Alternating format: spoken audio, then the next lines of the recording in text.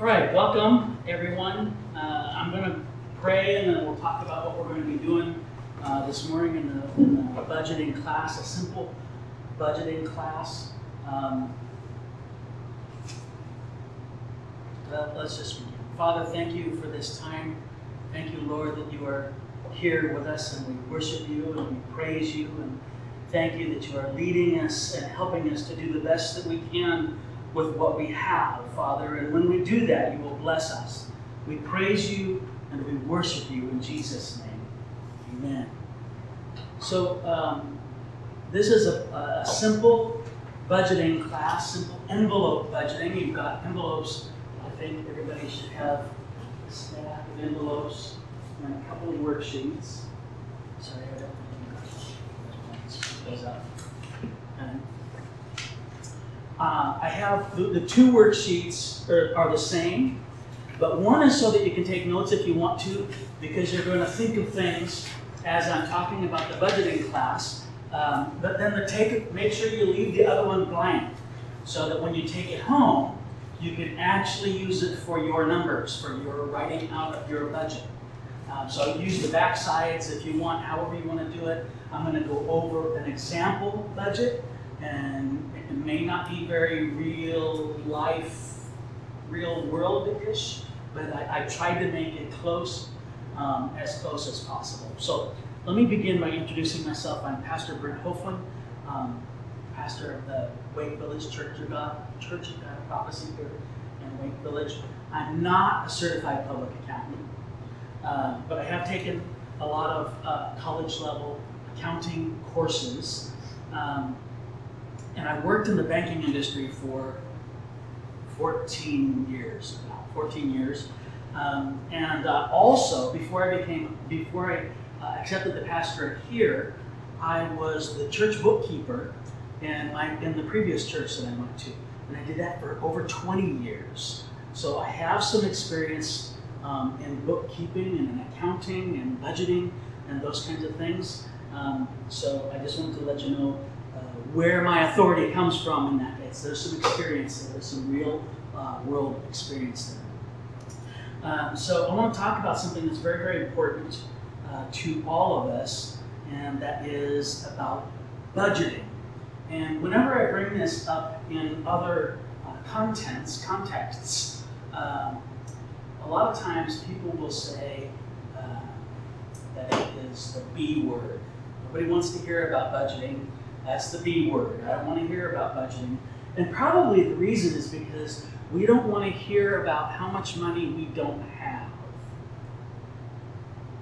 Or probably even more to the root of the matter is we don't want to be told what we can spend our money on, even if we're telling ourselves what we can spend our money on. We want to be in control of it. We want to feel like we're in control. And having a budget makes us feel like we're out of control because I have to do these things. Well, you have to do these things. And I guess the best way I'm going to say this when I get into that is this is something, having a budget, following a budget is something that you're going to have to do and decide that you're going to do.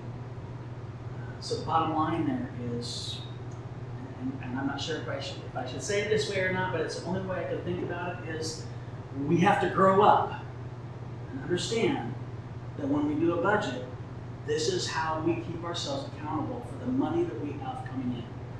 And having a budget, and this simple envelope budget is something that will help us do that. So we have two of the worksheets. If you want, let me know and I'll give you, that's an Excel spreadsheet. It's just a simple one. If you have a computer, I can help you, let me know and I'll get you that. It's a simple spreadsheet. No formulas or anything, nothing special. But it can really just help you write out your budget so that when you see it out there, it's easy to understand. All right. I know that one thing that I've heard a person on a diet say, and I'm going to step over here for just a minute, that what I have heard someone say is, they don't want technology.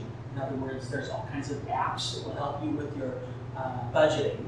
There's apps that will help you with your counting of calories. There's apps. Everybody has an app. Whether you have a tablet or a smartphone or on your computer, there's all these programs and this technology that's available. But the bottom line is, and this is the way I heard it best said, was somebody on the diet saying, I don't need something to help me count calories. I need somebody that's going to walk around beside me and slap the piece of chocolate cake out of my hand. Well, that's got to be you. That you have to do that yourself, because there's not going to be anybody to do that. Technology isn't a magical thing that's going to help you with your budget.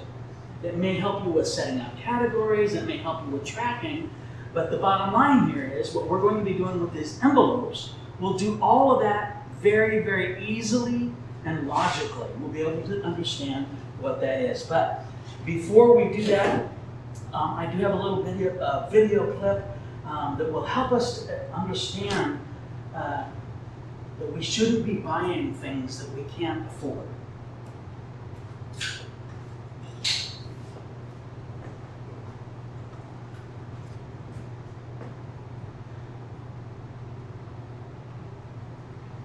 I think I got it. I buy something I want and then hope that I can pay for it, right? No. You make sure you have money, then you buy it. Oh, then you buy it. But shouldn't you buy it before you have the money? No. Why not? It's in the book. It's only 1 page long.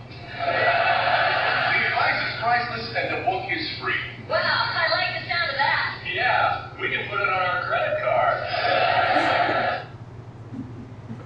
So, yeah, a little bit of humor. That skit was actually a little bit longer than that, but that was the point of the whole thing is, sometimes we treat life and spending nonchalant. We just go about and do the first thing that comes next. So when we want to do a budget, where do you think the best place to do the budget is? Sitting at home with all of your money, sitting at the kitchen table, you've got it sitting right there, you've got envelopes, and we'll talk about what to do with that, and you're deciding what to do with it, or you're at Walmart, you just cashed your check, and then, wait, let me rephrase that. You're at Kmart, you just cashed your check, and there's a blue light special. Do they still do that? Yes. There's a blue light special going on of something that you really want. Well, of course, the CEO of Walmart and the CEO of Kmart want you to cash your check, your paycheck, at their store so that you can spend your money because, you've got $300. You can go, you got $300 and you got the whole store of stuff that you want and maybe need, but either way. So understand that you are the one that's going to have to make decisions for your budget. And that's not going to be easy, and it's not going to be at the grocery store, and it's not going to be at the shopping center. It has to be with you and your family, if you have one, at home. Because these decisions might be something difficult, and you're going to have to think ahead as well. Sometimes bills that we all get bills. Sometimes the bills we get don't happen every single month. Sometimes we get a bill that's every 6 months, maybe your insurance or your, your mortgage interest or something that's not part of the payment. But there are bills that are annually and semi-annually as well. And so when you're sitting down to write down what those are, you have to think way ahead about what those all are so that we can be adding information, adding money to those funds as we move forward. So here's the envelopes. We have the envelopes. These are, most of you have, or some of you I think have these church envelopes, but they're not for giving. Well, you can use them to give if you want, but what they're for is just some extra envelopes that I have that will help with the budget. So what I've got here is some examples. Well, that's a blanket. So here's what says groceries. So guess what money I'm going to put in here? The money that I have for groceries is going to go in here. And we'll just talk about what that means. For rent, Rent money goes in there. Electric bill. Got an electric bill, got to pay for that. Got to pay for insurance. Got insurance. Water bill comes. Maybe you live in an apartment, you don't have a water bill or an electric bill or something, but you're going to have, only you know what your bills are. You're going to have to sit down with all what they are and write an envelope. Be as detailed as possible so that you can add monies to those funds and be able to spend it out of those envelopes. That's what's going to happen. So maybe you've got a car that you've paid for, but you still need to buy gas and maintenance, right? So auto expenses. There might be another envelope for, and I don't have it here somewhere, insurance. Auto insurance would be in there. Personal hygiene, or maybe you'll have an envelope for clothing too, something like that. One thing that a lot of people forget, and I also mentioned the every 6 month and every year kinds of bills, whatever those might be. Again, you'll know those. Sometimes we forget that we give gifts, Christmas gifts, birthday gifts. We budget for those and make sure that you plan for those so that you can do that when it's time. And you just put in a little bit every paycheck, and then by the time that rolls around, you'll be able to have a little bit of money to be able to go and buy a card and maybe a little gift. There's a clothing envelope, Red River. This is a credit card. Maybe you got a couple of credit cards, a MasterCard and a Visa or something like that. So that's just some examples of areas that you want to put on your envelopes. Some other things that we're going to want to do with those envelopes is put some dates, the date that they're due, how much it is, and when it's due. So if you'll want to write on there monthly or annually or weekly or however you want, whatever those are, you'll want to write those out on the envelope and on the worksheet. So we've got the worksheet. This is monthly and weekly. But you'll on the other side there, you can also put the annual, semi-annual, whatever those are, so that you can figure out how much you need to put out of your weekly paycheck into each one of those. All right, so that's the envelopes. We have all of those things. It's going to be up to you, though, as I mentioned. It's going to be up to you to follow your own budget. You have to be constant. And you have to be consistent to do this. I don't know of an easier way of saying it, but it's something that you're going to have to decide that you need to do.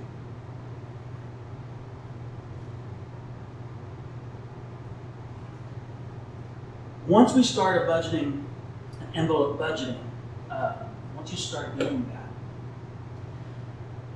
it's going to feel easy to want to borrow money out of another envelope because it's going to start getting thick. And you want to choose not to do that because those other envelopes, you have to remember, are going to pay for something else. You can't, unless there's an emergency, and in emergencies there's always other situations, but you can't just take money out of groceries so that you can go out to eat. If you have going out to eat fund, that's different. But groceries cost a certain amount, and you need to budget for the groceries that you're going to have, especially if you've got children at home. And again, emergencies happen, and we also have in the area, there's food banks, food places that will give you free food. But you can't use that as part of your budget. You can't count those food banks and places in your budget. You can't say, scratch off groceries because I'm going to go to the food bank. You have to budget for it as if you're paying for all of your groceries, and then if an emergency happens, you go to the food bank. That's what they're there for, is just in case in those emergency situations, if that's what they are for. Now, a couple of tricks that we're going to be learning about before I get into the example is credit cards. So a goal that we want to have in mind is to pay off credit cards. If you have a credit card or credit cards, the goal is to only use them in emergencies, as I've mentioned, but to pay them off as soon as you can with as much as you can. So the only way that's going to happen is if you pay them a little bit extra than the minimum charge. Because the way they work, generally speaking, the way the credit cards work is the minimum payment that they put on there only pays for the interest. And you're not paying down your premium, how much you borrowed, so to speak, through the credit card at all. So you could have $100 on your credit card and pay $15 a month for 30 years and still have $100 on your credit card because you're just paying for the interest off of that credit card. So you want to pay it all off as soon as you can. There are some credit cards that have less interest, and that's a different kind of a situation. But you want to make sure that we're paying off all those debts. Generally speaking, there's two big debts that people will have most of the time. And that's going to be a house, if you can afford to get there to have that, a home, not an apartment, a home. And the other one is a car. That's a big one. But so you may have continuing debt that in that area, but as far as credit cards goes, we want to try to pay those off as quickly as we possibly can. With mortgages, whether you have a mortgage or not, I want to just say this about mortgages. Realtors and people who are selling houses will commonly tell you that you can afford a house. They know how much money you're making because you've already told them that. And they will tell you that you can afford a certain level of a home, a certain price of a home. And usually how they base that is they'll tell you that about 50% of your income can go to your rent. And I want to hopefully inform you that that's too much. If you're paying 50% of your income every single week or month into rent, then that's too much. We need to, at maximum, a third can be for rent, maximum. If you're paying more than that and you're getting along, then great, but generally speaking, a third of your income is going to be max for paying rent or paying for a mortgage or rent as possible. So there's those couple of points. So the most efficient way to manage money with envelopes, probably not, because you're not earning interest or anything like that. But we want to start somewhere. And once you start somewhere with these envelopes, then it will be easier to transition into something that's not so physical. So, and which brings me back, I'm going to take a step back though, is because many of you are already having, what do they call it, automatic deposits. If you work at a place and they automatically deposit your paycheck into a bank account, a checking account, auto deposits. I'm sorry? Direct. A direct deposit, there you go, that's what it is. So you've got a direct deposit. Well, how do you do that with your envelopes? Now, I'm not going to tell you to go withdraw all your money out of the bank and put it in there. But as soon as the deposit goes into the bank account, then you'll write an IOU in each of your envelopes. In each one, you'll have an IOU based on your own budget, right? And then whenever you use your bank card, your debit card, or you write a check, you'll write on that IOU how much you've spent out of there to keep it balanced. So it's a little more challenging than actually having dollars and cents in, physical money in your envelope. But it can be done just as easily. But again, the challenge though is you have to do it. You have to make sure to do that. And you have to track everything. If you're not tracking it, if you just go home after 2 weeks and you're going to go figure out your budget thing, and you're going to find out you don't remember everything you spent your money on. So save all your receipts, especially when you use the debit card. Save everything that you get when you're doing that so that you have an understanding of where your bank account is. Yeah. And then make sure that you transfer that information, what you've spent, for what thing, what part of the budget, and make sure that that's all tracked appropriately. So there's lots of challenges here, but another one then is if you have direct deposit, it can be easy for you to overspend in one of your envelope accounts. So if you've got $20 in your envelope to go grocery shopping, and you use your debit card, and you forgot or you didn't remember, and you spend $30, well, now you're $10 short. And that is a bad thing. At that point, you're going to have to come back and redo your whole budget and figure out where you're going to get $10 more. Because you've already allocated probably, hopefully, everything into these envelopes. And what you're going to have to you're going to have to do something and not have something else so that you can continue to have that $10 extra worth of groceries. Or whatever those things are, right? So whatever the topic is. So what I'm suggesting or saying, I guess, for that is, especially when you have direct deposit, make sure that before you buy anything, you look at what your funds are. Look at what your balances are in those envelopes. So if you have, for the women, and you have direct deposit, you're not really carrying around envelopes full of money, but you can still carry around all your envelopes. And then thumb through it and say, I'm going to buy groceries, but before I just go buy, salmon and lobster tails, how much money do I have in my grocery account? And if you only have $3 left, then you might need to buy some ramen noodles this time. And next time, and then you'll start building that up as we go through the budget. So along with the direct deposit, of course, is there are many people who get an actual physical paycheck and they go cash it. And so if you're going to put money in these envelopes, make sure that you keep it in a safe place. Keep it locked up somehow in a safe place. I don't suggest that you take it all around with you.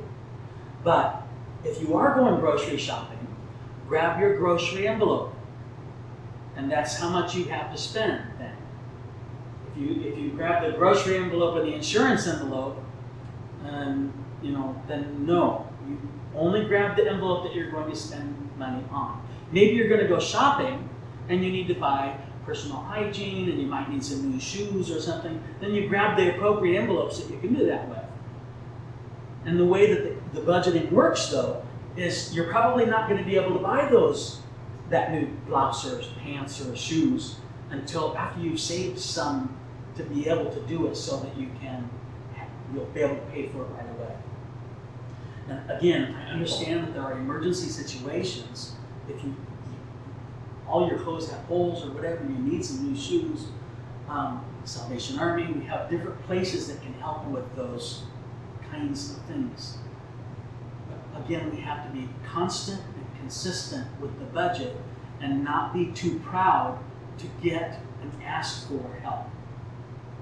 We have a lot of help in Wake Village and the Texarkana area. This is really, there's a lot of churches in this area and other organizations that will help with our needs in life, whatever they may be.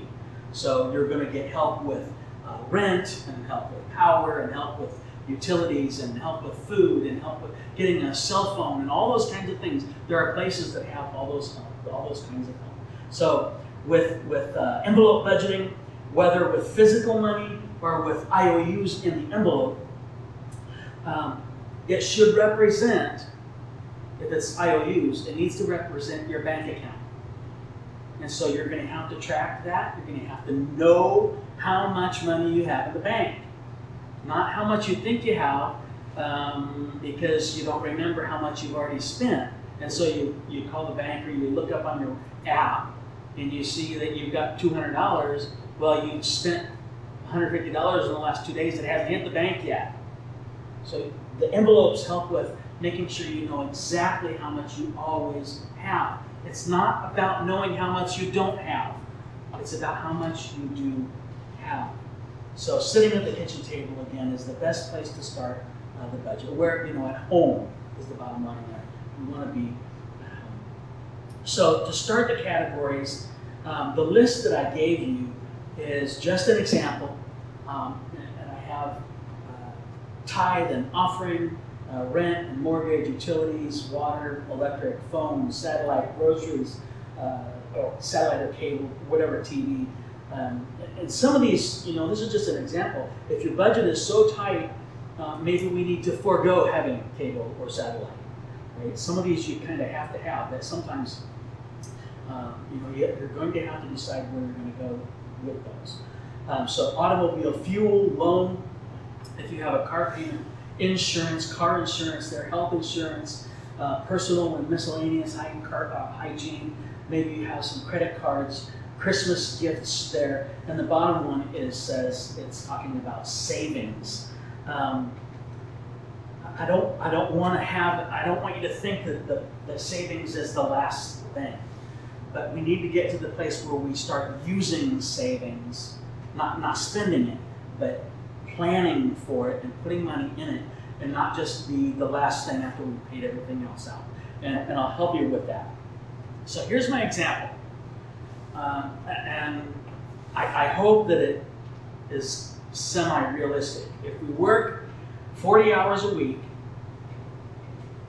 right? $10 an hour, you're going to make $400, right? But really, after taxes and other stuff, you're not going to bring home $400.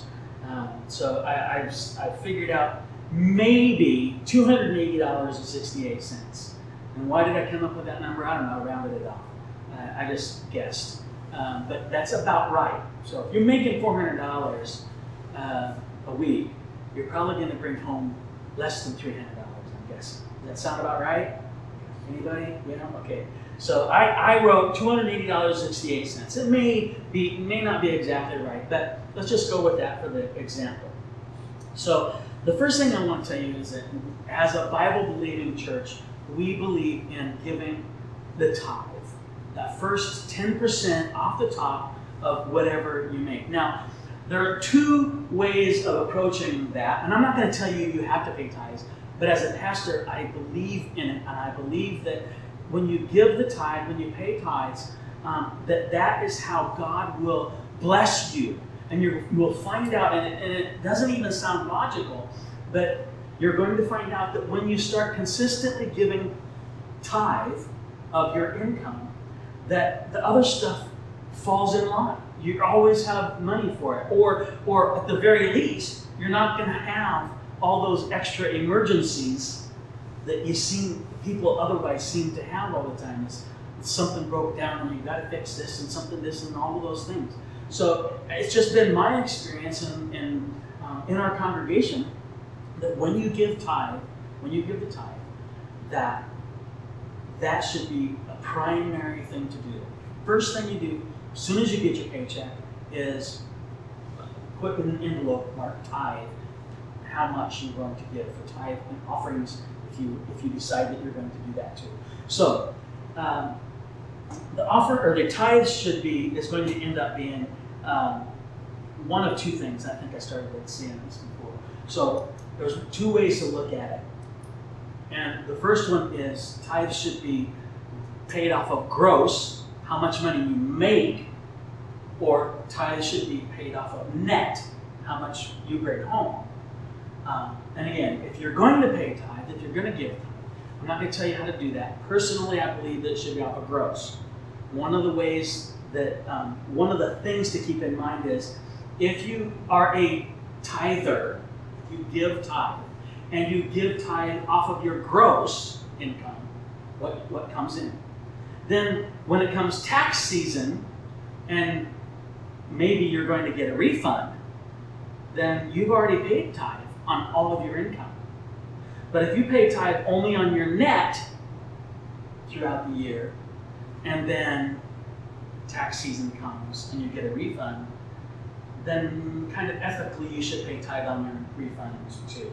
But that's up to you. I just want to let you know that I believe in paying tithe, and I would be remiss if I didn't tell you and teach you at least a little bit that tithe is not something that is just for the Old Testament and we can skip through it, because it's taught throughout the Old Testament and into the last chapters even in the New Testament.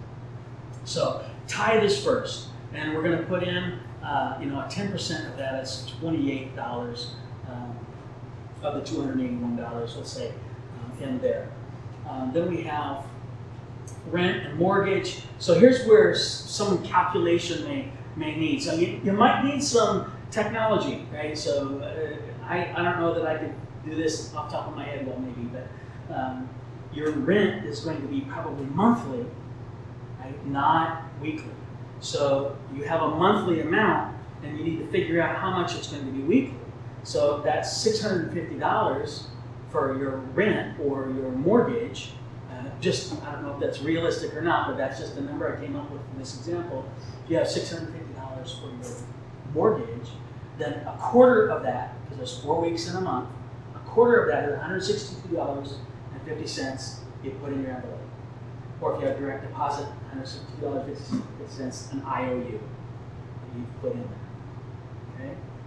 Utilities and water, let's say $20 a month, so that's $5. So there's $20 divided by 4, $5. And electric and phone and cable TV. In my case, I don't have anything in cable TV, because if that's how much money I'm making, then I'm going to get an antenna, because cable is a luxury that I don't personally think would be necessary. Groceries. Again, this is going to fluctuate wildly if you're living alone at home, or if you're a couple, or especially if you've got children. And those of you who have had children know, especially teenagers, can just eat everything. So you need to make sure that you're budgeting wisely and accordingly. And again, don't count on the food bank as part of your budget. Try to make your budget work with the monies that you have. And then if you have to in an emergency, then you can go to the places that we have. That's what they're for. That's what they're for. So fuel in a month, and maybe you know how much gas for your car you use every week, or maybe every other week. If you're not filling your tank up every week, maybe a couple of times a month. So you'll figure that out. And I'm going to say $60 a month or $15 a week for gas. Gas prices have come down in the last year. So that's about right, about $15 a week. And in my case, I'm going to say that the car is paid for, so we have no car payment. But we do have to pay for insurance. Car insurance is going to be about $30 a month. Unfortunately, if you, in your younger days, perhaps were prone to having accidents, your car insurance might be more than that. But you have to calculate that. So $30 a month. $30 a month means $7.50 is going to go into that envelope. $7.50. Health insurance is part of that. And this may be way off, but I'm going to say $25 a week for health insurance. But maybe it's more than that. Maybe it's nothing. Maybe you're working at a job that provides that, and you sign up for a little bit of extra, and so maybe the $25 a week is, on top of having full health insurance or that kind of thing. And then miscellaneous and clothing, maybe $20 a month. That doesn't sound like very much, but hopefully we're not buying new clothes every single month, and that we're saving this up so that you can buy that new pair of pants or a shirt or shoes, that kind of thing. Let's see. Also, I had in here a credit card. This person, in this example, credit card has a monthly due of $64 a month. $64 a month is the minimum payment. So that's got to be a pretty high credit card balance if they're paying $64 a month. But they're just starting to do a budget, right? They're wanting to pay this off, and this is what part of this is. And so what you do is you calculate that. So that's the minimum. Remember, our tip was to pay more. So our minimum is going to be $16 a week. So in order to best that, in order to hopefully be able to pay that off sooner, you want to pay a little bit more. So weekly, let's say $18 instead of $16. And so we're going to end up having $8 more dollars that we'll pay at the end of the month that will be able to help to pay off that loan. And you'll be surprised how much that little bit extra is going to help to pay off that credit card loan more quickly. I want to back up. I said all that, and I forgot to say this. So remember how much our check was? $280.68, right? The first thing you want to do so that we save, so that we begin a savings plan is put our 68 cents in the savings envelope. Maybe you have a jar at home, a coin jar or something, but put your change in that, and then you're going to save it. Don't take it out because you want to go buy a pop soda, a Dr. Pepper or something, right? Leave it in there. That's your savings. And the more you get used to using this, the easier it will be for you to add money in there. So if we add those up, in my example, I don't think I gave you all the numbers, but in my example, we ended up having $2 extra. And now's the time we're going to say, well, I don't like to be told what I don't have. Well, what we need to understand is, I have $2 and all my bills are taken care of. What am I going to do? So, my suggestion is to put your $2 into the savings envelope. Maybe at that point you're going to start a going out to eat fund or something. You certainly aren't going to be able to go out to eat for $2, right? But if you save that every week, you're going to eventually be able to do that once a month or something. But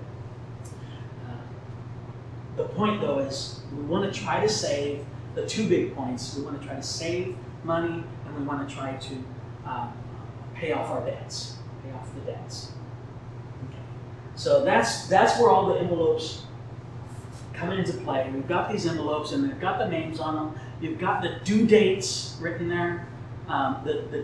Usually, if it's monthly, it's due on a certain day, the second Wednesday or the 15th. It's due on the last day of the month. It's due on the first day of the month.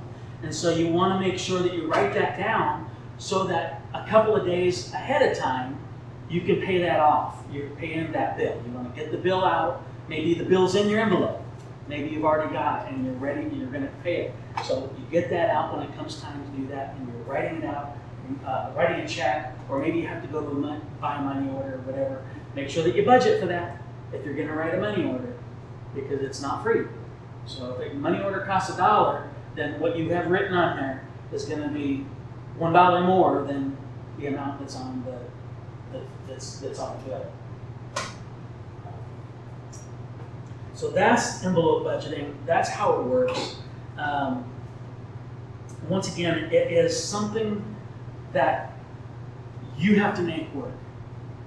I can't do it for you. I'm not going to walk around, and even your best friend, your BFF forever, isn't going to walk around with you and slap that piece of chocolate cake out of your hand when you want it. Because when you want it is when you want it. And you're going to have to be able to do that on your own. And the envelope budgeting does help, because if I'm going to go to the grocery store, here's my grocery store. Water, insurance, there we go. I'm going to go buy some piece of chocolate cake. I better have money in here. If I don't have enough money in here to buy all my groceries and a piece of chocolate cake, then I can't buy it. That's the bottom line. You have to choose. You have to write down what's on here. Write down the date that things are due. Make it, I hope this isn't too obsessive compulsive, but what also helps is make a plan for when you're going to go grocery shopping. Not when you're hungry, not right after work when you're really hungry. I mean, you might have to, but make a plan to go grocery shopping. Go home, get your envelope. This is what you have, you know how much you have. Write down a list, maybe plan your meals, how you're going to do it. And that's how all the envelopes work.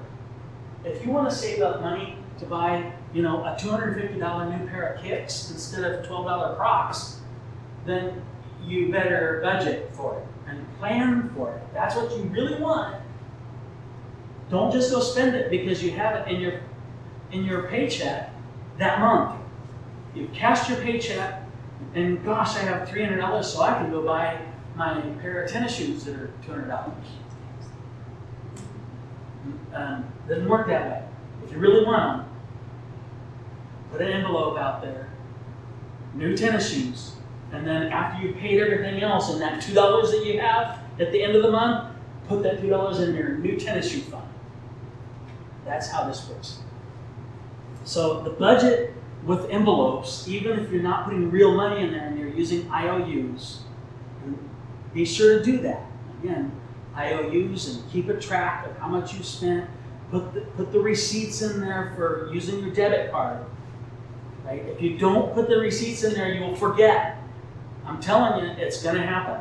Make sure to always, always, always save the receipts. At the very least, write it on a piece of paper and then put it in the envelope. Have it ready always. You'll never have any overdraft charges. You're not going to have bank fees. You're not going to have any of those kinds of emergency situations. It will reduce and hopefully eliminate wasteful spending. Wasteful spending.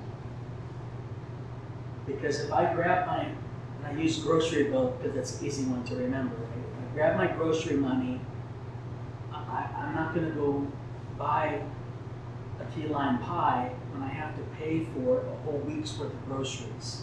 And I know that that's what I need. If you have a couple of bucks, that's, then you can do that.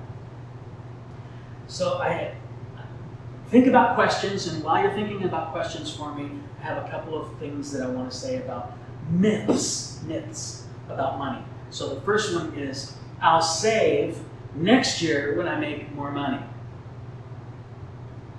No, we can't count on next year making more money. That's why we're doing a budgeting class, because you need to work with what you have right now. What's wrong with buying a brand new car and having a 72-month loan?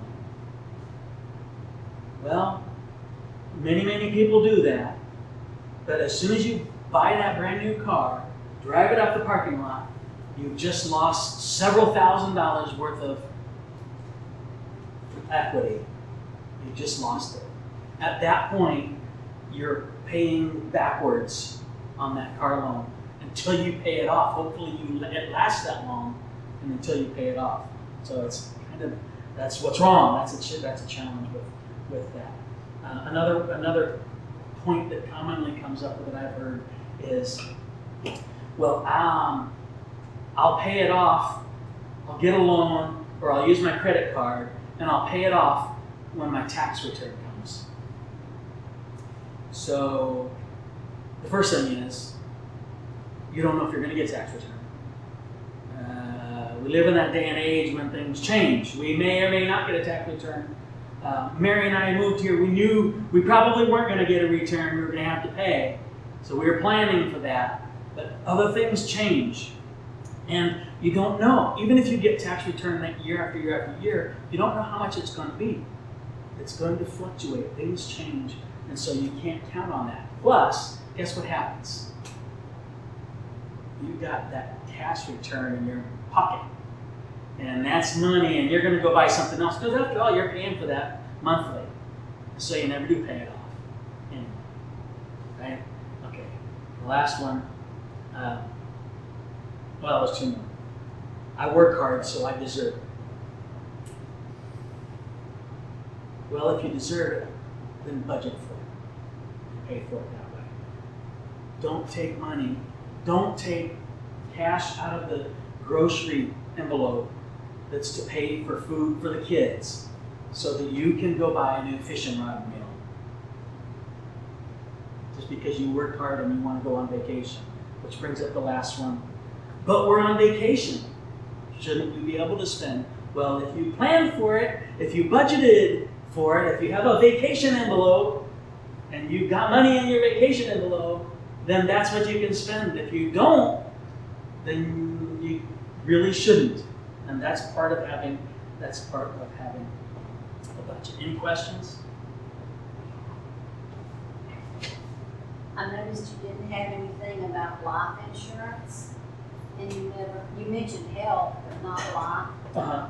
and you did not mention medical co-pays. Mhm. You've got health insurance, but it seems that frequently, if you got little ones, you're going to be running to the doctor.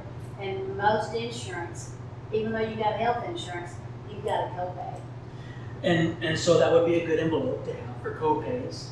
And guess how many times you're going to have it or use it.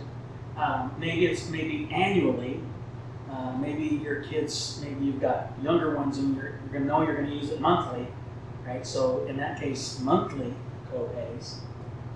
And just have a guess. So another bringing what that also brings up to me is a couple of times a year. There's going to be 5 weeks in a month. And I don't want us to count on that happening in our budget. What you do is you budget as if there's always 4. And then you're going to start seeing, after over a year, you've just saved 2 paychecks that you can now redistribute or go on vacation with or do whatever you want. Put it in your savings. Just an additional part of how the budgeting works. Always plan on 4 weeks, even though there might be 5. Anything else? If you own anything, you're gonna have property tax too. Property tax, yeah. A lot of times, the property tax is going to happen, is it annually, biannually, maybe twice a year? Mine's annually. But yeah, annually at least, or probably. But sometimes you can schedule it for twice a year. But know that that's going to happen. And so on the worksheet, we have monthly and weekly. But maybe over on the side, you're going to have property tax. And that's going to be an envelope. When you write property tax on there, that's got to stretch out for a whole year. So divide 52 weeks, right? 52 weeks. For your weekly paycheck. Now, of course, all this is based on having a weekly paycheck. A lot of places don't pay weekly; they pay bi-weekly or twice a month. Sometimes they pay only once a month. So your budget has to fluctuate based on your paycheck. And doing the math, doing the dividing, is where you probably need a calculator. I know I do, because it's don't know what that is. Anything else? You mentioned if you were going to mail your payment or like your electric bill or something, or whatever bill, to mail it a couple of days prior to. Mm-hmm. I would recommend that you mail it 1 week because of the changes in the postal, not processing like they used to. And if that payment is late, your late fee can be more than your payment. It can be charged the next time. So yeah, that's a good suggestion. In fact, if you can, especially if you don't have a checking account, to save having to buy a money order, because never send cash in an envelope ever. If you're going to mail a bill, do not ever pay cash for those. Don't do that. You're going to use a money order or a check. Don't ever pay cash. But if you can, you want to go to those places and pay them. And I don't know, do they, in Texarkana, can you go to like a grocery store and pay for those too sometimes? I think so. I know that some counters, some customer service counters in places will also let you pay the utility bills and that kind of stuff there. So that might be a convenient way to do that too. If you're going to go grocery shopping, go pay your electric bill or your water bill or whatever that is at the same time.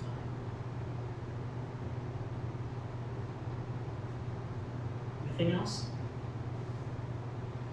I gave you all pens, but that was really the wrong thing to do. And I'll tell you why. Because when you're doing a budget, you're going to change. You need a pencil.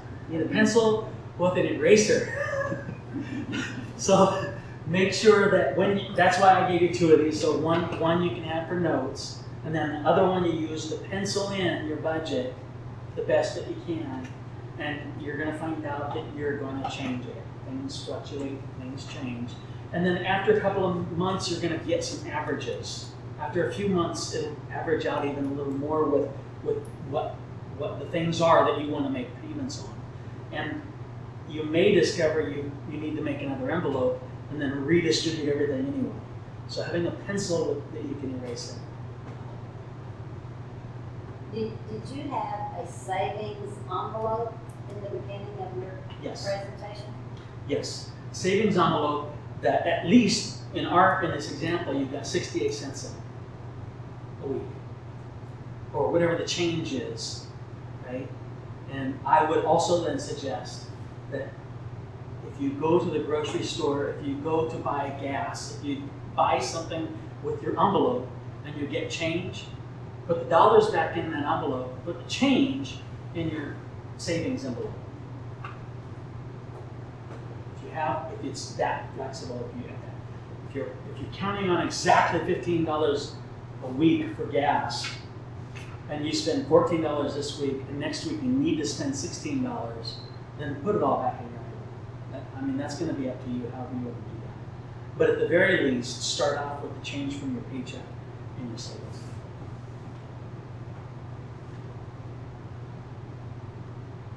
Right.